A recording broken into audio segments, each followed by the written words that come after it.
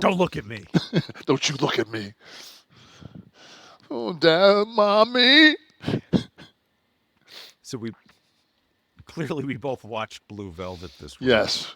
Yes, we both watched Blue Velvet. We had to. I think you have to pay respects when somebody like Lynch passes. It's like Bourdain. Uh, it's like Hunter S. Thompson. Like you got. I'm looking forward to seeing a Bourdain movie. Don't you think a David Bourdain? Lynch is going to direct one next year. I think it's going to be really interesting. They're going to answer a lot of questions from the other side. I think that Brolin's gonna play fucking Lynch.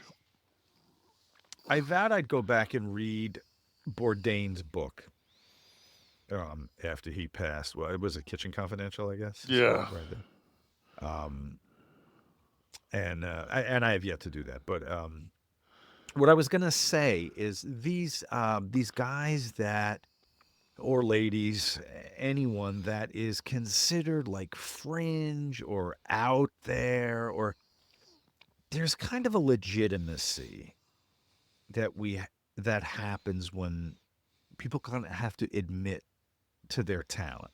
People that maybe dismiss them as nuts or to this or to that, too left of center. When they pass, something weird happens and they get in the cool club.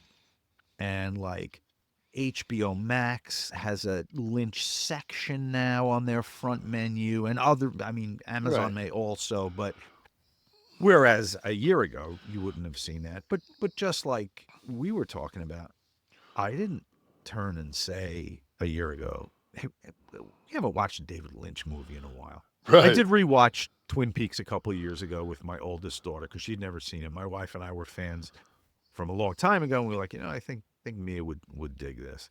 So we did dive into it, but the passing of people like this, Bourdain's another great example, and or Lynch, or even someone like Amy Winehouse, Oh who wow. I mean, was underappreciated while she was alive. her film is amazing. That Amy Winehouse story. The most recent one, the Yeah, biopic, it's yeah. so fucking good.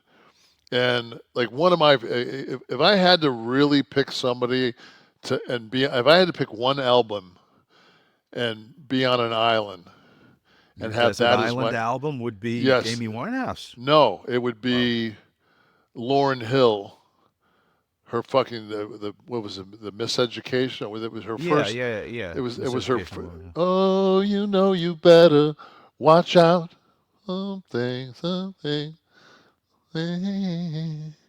So that was So in the Lynch discussion, we came across that we'd both rewatched Blue Velvet yes.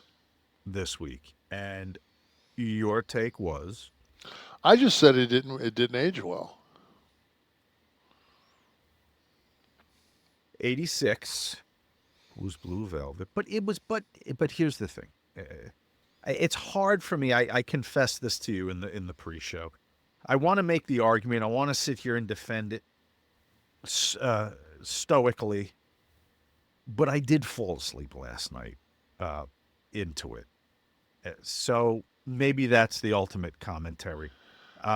It there are many echoes of Blue Velvet in Twin Peaks in the series in the 1990s series, which I'm a very big fan of.